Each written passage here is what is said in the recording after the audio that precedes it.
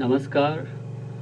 आज आपण human rights या एक्स्ट्रा क्रेडिट कोर्समधला शेवटचा टॉपिक जो social justice in context of caste, gender, age, child in India यावरती चर्चा करणार आहोत.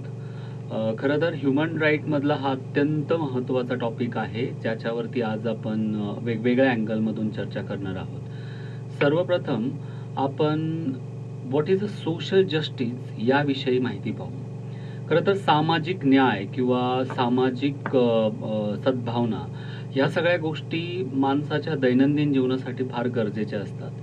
सामाजिक न्याय ही प्रक्रिया अतिशय कॉम्प्लेक्स असते, गुंतागुंतीची प्रक्रिया आहे. कारण ही अगदी सरळ सरळ एखाद्याला न्याय दिला किंवा एखाद्याचा न्याय निवाडा केला असं म्हणून ते चालत नाही. तर प्रत्येक गोष्टीला त्या ठिकाणी बारकाईने पाहावं लागेल, तर आपल्याला खऱ्या अर्थानं सोशल जस्टिस समजू शकतं. So social justice is based on a premise that all people are entitled to the same basic rights and freedoms as everybody else. Social justice ही अशी गोष्ट आहे की जिथं प्रत्येकजण समानतेने असला पाहिजे.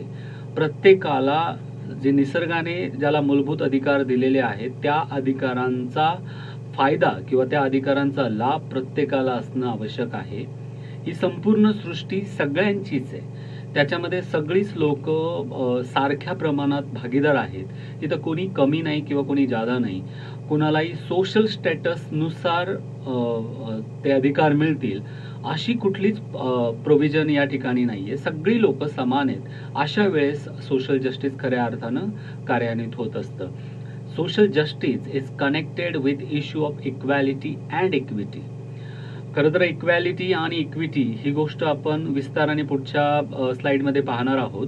परंतु प्रत्येकाला समानता आणि समन्यायिता किंवा समान संसाधनांचा वापर करता येणं हे इक्विटी आणि इक्वॅलिटीचं महत्त्वाचं वैशिष्ट्य आहे. ते सोशल जस्टिसचं कन्सर्न आहे. It refer to an ideal of society where justice refer to economic status rather than the administration of law. समाजात आपलं दैनंदिन जीवन जगत असताना प्रत्येकाने एक समाजाचे नियम पाळायचे असतात. याचबरोबर समाजात त्याचा स्वाभिमान अबाधित राहिला पाहिजे, त्याची एक परिकल्पना अबाधित राहिली पाहिजे. याच्यासाठी ज्यावेळेस प्रयत्न केला जातो त्यावेळेस खऱ्या अर्थानं जस्टिस मिळण्यासाठीची प्रक्रिया तयार होते. आणि जस्टिस मिळणं म्हणजे फक्त इकॉनॉमिक स्टेटस मिळणं किंवा आर्थिक दर्जा मिळणं इथपर्यंत मर्यादित नाहीये. त्याच्याही पलीकडे आपण ज्यावेळेस समाजशास्त्रीय परिप्रेक्ष्यातून सोशल जस्टिसचा विचार करतो त्यावेळेस आपल्याला त्याच्या सामाजिक, सांस्कृतिक, राजकीय आणि आर्थिक अशा अनेक पैलूंना केंद्रस्थानी ठेवून त्याचा सामाजिक न्यायाची भूमिका आपल्याला पाहणं गरजेचं ठरतं. It is based on the idea of a society which gives individual and groups fair treatment and a just share of the benefits of society. ही एक अशी कल्पना आहे सामाजिक न्यायाची की जी समाजात एक कल्पना आहे की प्रत्येक व्यक्तीला व्यक्तिगत पातळीवर तसंच सामाजिक पातळीवर किंवा समूहाच्या पातळीवरती एक सारखी वागणूक देते, एक चांगल्या प्रकारची वागणूक देते. आणि हे प्रत्येक म्हणजे समाजातले जे काही फायदे आहेत किंवा जे काही तोटे आहेत हे प्रत्येकासाठी सारख्या स्वरूपात येतात, मिळतात. याला आपण सामाजिक न्याय असं म्हणायचंय. It is giving people their due what they deserve. प्रत्येक व्यक्तीला तो ज्या गोष्टीला लायक आहे किंवा ज्या गोष्टीसाठी तो पात्र आहे ती गोष्ट त्याला मिळणं आवश्यक आहे. मग तिथं तो स्वतः पात्र आहे. जसं सपोज एखादा व्यक्ती क्वालिफाईड आहे आणि त्या जॉबसाठी तो डिझर्व करतो, परंतु त्याच्याकडे पैसे नसतील किंवा परंतु त्याच्याकडे सामाजिक प्रतिष्ठा नसेल किंवा त्याचे कॉन्टॅक्ट नसतील आणि त्याला ती जागा मिळत नाही किंवा त्याला त्या जॉबवरती घेतलं जात नाही. So it is injustice with him. आणि हे त्याच्याबरोबरचं म्हणजे त्याच्याबरोबरचा अन्याय आहे. तो अन्याय होता कामा नये हे साधारण सामाजिक न्यायाची एक महत्त्वाची गोष्ट आहे, केंद्रस्थानीची गोष्ट आहे. It is equal participation of all groups in a society that is mutually safe to meet their needs. प्रत्येकाला त्यांच्या गरजा व्यवस्थितपणे अगदी सामंजस्याने सुद्धा एकमेकांपर्यंत मिळाव्यात ही अपेक्षा सामाजिक न्यायातून असते. मी तुम्हाला मगाशी म्हटलं, आपल्याला इक्वॅलिटी आणि इक्विटी ह्या गोष्टींचं खूप बारकाईने निरीक्षण आणि ऑब्झर्वेशन करणं गरजेचं आहे, कारण सामाजिक न्याय हा खऱ्या अर्थानं ह्याच गोष्टींवरती अवलंबून असतो. इक्वॅलिटी म्हणजे काय की efforts to treat everyone in a similar way, की प्रत्येकाला सारख्या प्रमाणात सारख्याच मार्गाने गोष्ट मिळणं. आणि पण त्याच्या विरोधात इक्विटी असते. म्हणजे इक्वॅलिटी आणि इक्विटीमध्ये फरक आहे. इक्विटी काय असते? अटेम्प्ट्स टू अस्ट्रेन that treatment is just and fair. Equity refers to how fair the system is to person who passes through it. म्हणजे तुम्हाला सारख्याच मार्गाने ती गोष्ट देता येणार नाहीये. आपण बोलतो की भारत हा खूप विविधतेने नटलेला देश आहे. भारतात खूप व्हेरिएशन आहे. भारतामध्ये असंख्य गोष्टी आहेत की ज्या वेगवेगळ्या टप्प्यांवरती, वेगवेगळ्या पातळींवरती आपल्याला असताना दिसतात. सो तिथं इक्वॅलिटी असून फक्त फायदा होणार नाहीये, तिथं इक्विटीचा उपयोग केला जातो. सामाजिक न्याय ज्यावेळेस मिळतो त्यावेळेस equity is very important. So आपण हे चित्र बघा, हे चित्र काय पद्धतीने हे केलं, इक्वॅलिटी वर्सेस इक्विटी. पहिल्या चित्रामध्ये काय सांगितलं जातं? In the first image it is assume that everyone will benefit from the same support, they are being treated equally. Equality काय सांगते की सगळ्यांना समान साधनं द्या. सो सगळ्यांना समान साधनं दिल्यानंतर ह्या चित्रामध्ये काय दिसतंय की पुढं क्रिकेट चालू आहे. 3 मुलं आहेत, एक खूप उंच आहे, एक मध्यम उंचीचा आहे आणि एक दुय्यम एकदम छोटा आहे. या तिघांनाही बॉक्सेस दिले, या तिघांना त्या बॉक्सेसवर उभं राहिलं. याचा उपयोग झालाय का इक्वॅलिटीचा? आपण गव्हर्नमेंट आपल्याला सगळे संसाधने देत आहे, परंतु ते सगळे संसाधन आपल्याला वापरता येतील का? सपोज सगळ्यांनी गव्हर्नमेंटनी हे दिलं की तुम्हाला सगळ्यांना लॅपटॉप फ्री एज्युकेशनमध्ये, पण तो लॅपटॉप ज्यावेळेस आपण घेतो त्यावेळेस प्रत्येकाची capacity is different. So how can they use that laptop to achieve some academic purpose? They can't equally achieve. Why not? Because equality doesn't work properly in the society or in the context, Indian context. म्हणून हे तिन्ही box सगळ्यांना सारखे आहेत, परंतु तरी एकाला काहीच बघता येत नाही, एकाला थोडं बघता येतं आणि एकाला ह्याच्यातून बघता येतं. सो मग काय करायचंय? तर मग आपण काय केलं जातं की इक्विटी आणण्यासाठी इक्विटीचा वापर केला जातो आणि म्हटलं जातं second image individual are given different support to make it possible for them to have a equal access to the game. They are being treated equitably. So जो उंच आहे त्याचा बॉक्स घेतला आणि जो सगळ्यात बुट्टा आहे त्याला दिला. आणि मग आता काय झालंय की तिघांनाही समानतेने संसाधनं समान मिळालीत आणि तिघही आता तो गेम पाहू शकतात. इथंच गोष्ट थांबत नाही. का नाही थांबत इथं गोष्ट? कारण परत आपण बघतो रिझर्वेशनमुळं मुलांमध्येच वाद होत आहेत.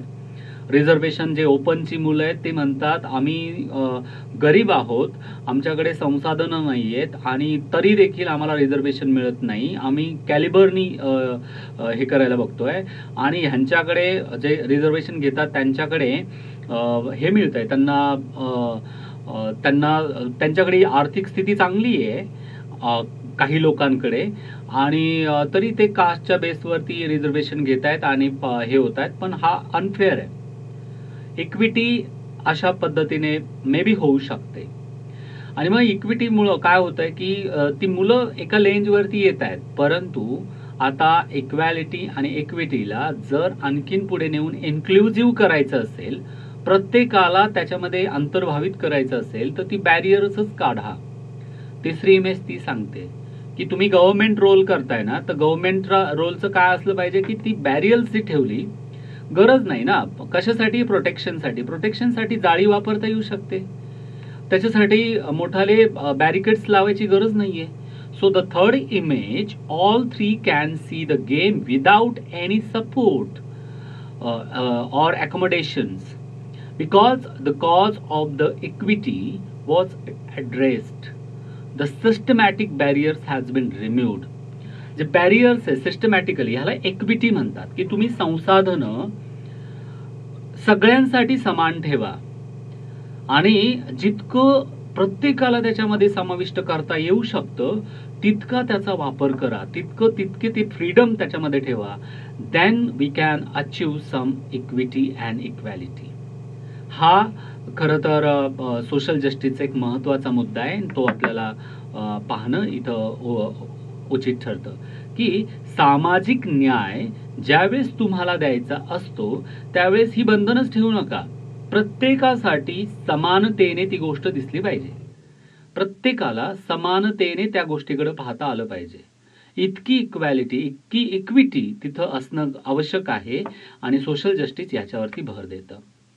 आता सामाजिक न्याय हा आपण ज्यावेळेस भारताच्या कॉन्टेक्स्टमध्ये पाहतो त्यावेळेस आपल्याला 4 मुद्दे फार महत्त्वाचे आहेत आणि 4 मुद्द्यांना आपल्याला अधोरेखित करावंच लागतं.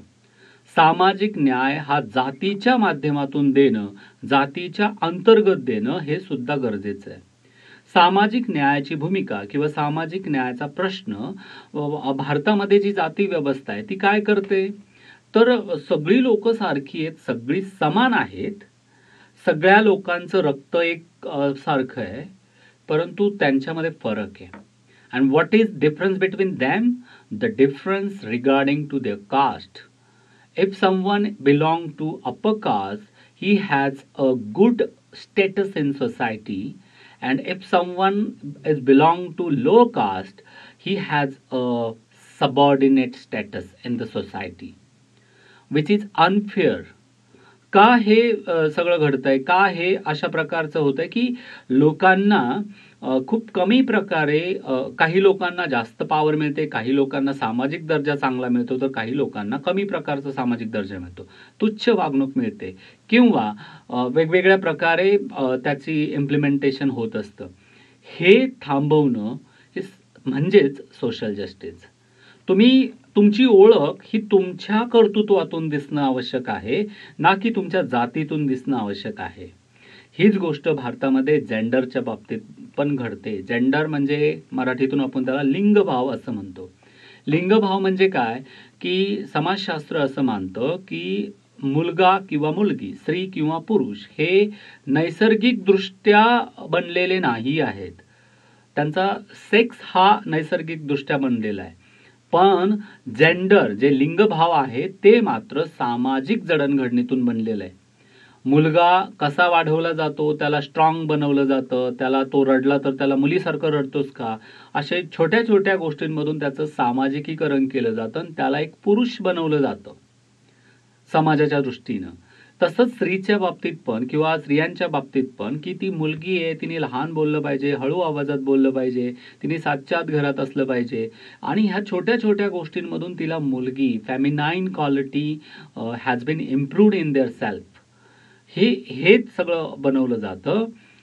यामुळं एक अनइक्वॅलिटी तयार व्हायला लागते. कारण भारतीय समाजाचा विचार केला तर पुरुषसत्ताक व्यवस्था आणि पुरुष केंद्रित व्यवस्था असल्यामुळं इथं मुलांना किंवा पुरुषांना जास्त प्राधान्य दिलं जातं. अगदी तुमच्या घरातली वडिलोपार्जित संपत्ती ही पूर्णपणे त्या पुरुषाच्या मालकीची बनते किंवा पुरुषाच्या लाईनने चालते. त्यामुळं साहजिकच जी प्रॉपर्टी आहे, ज्या स्त्रियांची सत्ता हे आहे, त्यांचं सोशल स्टेटस असेल, इकॉनॉमिक स्टेटस असेल, ते सबऑर्डिनेट बनतं आणि हे अनइक्वल आहे. सोशल जस्टिसच्या पर्स्पेक्टिव्हमध्ये हे खूप अनजस्टिफाय आहे. याला न्याय देणं, स्त्री किंवा पुरुष या दोघांनाही समानतेने वागवणं हे सामाजिक न्यायाची भूमिका आहे. आणि हा प्रश्न खूप भयानक आहे. म्हणजे साधं मणिपूरमध्ये काय घडतं? स्त्रियांना हे केलं जातं. स्त्रियांना तिथं म्हणजे त्यांच्यावरती त्यांना त्यांना बदनाम केलं जातं किंवा त्यांच्यावर हिंसा केली जाते. त्यांना त्यांचा डिसऑनर केला जातो. का बरं हे घडतं? डॉक्टर आंबेडकरांनी सांगितलेलं की स्त्रिया या जातीचं प्रवेशद्वार आहेत. का प्रवेशद्वार आहेत? कारण तुमच्या जातीची प्रतिष्ठा, तुमच्या जातीचं पावित्र्य हे स्त्रियांच्या शुद्धतेवरती मानलं जातं. आणि म्हणून तर बघा, सगळे जे काही क्लॅशेस होतात, कम्युनिटी क्लॅशेस होतात, त्याच्यामध्ये सगळ्यात जास्त हार्मफुल गोष्ट काय असते तर स्त्रियांवरची हिंसा. त्यांना बलात्कार करून अशुद्ध केलं जातं किंवा त्यांच्यावरती शिंतोडे उडवले जातात. त्यांच्यावरती त्यांना त्या कशा लांछित होतील यासाठी प्रयत्न केला जातो. सो त्यांना तुच्छ केलं किंवा त्यांना त्यांच्यावर हिंसा केली म्हणजे तुम्ही पुरुषार्थ गाजवला आणि तुम्ही तुमच्या कम्युनिटीचं नाव राखलं आणि दुसऱ्याच्या कम्युनिटीला तुम्ही ते त्यांच्या स्त्रियांची रक्षा करू शकत नाही अशा टाईपचं तुम्ही तिथं हे करायला लागता. शिक्का द्यायला तयार असता. सो म्हणून डॉक्टर आंबेडकरांचं म्हणणं इथं केंद्रस्थानी ठेवणं गरजेचं आहे की स्त्रिया जातीचं प्रवेशद्वार मानणं हे किती भयानक ठरतं त्या ह्याच्यासाठी, सामाजिक न्यायासाठी. ह्या ह्या दृष्टीने आपल्याला जेंडरचा अभ्यास करणं गरजेचं आहे. तसंच एज, आपण सगळ्यांना माहिती आहे एज हा खूप मॅटर आहे. आपण घरात लहान आहे म्हणून आपल्याला काहीच विचारायचं नाही. आपली मतं केंद्रस्थानीच ठेवायची नाही किंवा आपण लहान आहे आपल्याला काय कळतंय, म्हणजे तुम्ही लहान आहात तुम्हाला काय कळतंय तर तुम्हाला काही विचारायचंच नाही. अगदी तुमचा स्वतःचा निर्णय सुद्धा तुम्हाला घेता येणार नाही because you don't understand what is good and what is bad. So या प्रकारचं अज्युम्स करणं, या प्रकारचं ठरवून टाकणं हे सुद्धा सामाजिक न्यायाच्या दृष्टीने हितकारक नाही. म्हणून एज फॅक्टर किंवा चाइल्ड फॅक्टर ही खूप गोष्ट महत्त्वाची आहे सामाजिक न्यायाच्या दृष्टीने. लहान मुलांवरती खूप साऱ्या हिंसा घडतात. मग ती सेक्शुअल हिंसा असेल किंवा फिजिकल असेल, बीट करणं असेल किंवा मानसिकदृष्ट्या त्यांच्यावरती त्रास देणं असेल. या सगळ्या गोष्टींचा आपल्याला बारकाईने सामाजिक न्यायामध्ये विचार करावा लागेल. ही सामाजिक न्यायाची भूमिका ज्यावेळेस घडते, ज्यावेळेस महत्त्व येतं, त्यावेळेस आपण खऱ्या अर्थानं भारतामध्ये सामाजिक न्याय आणू शकतो.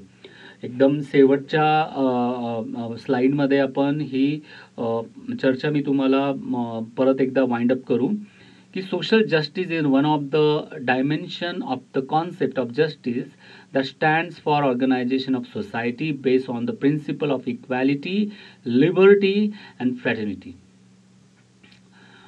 Dr. Ambedkar's concept of social justice stands for the liberty, equality and fraternity of all human beings.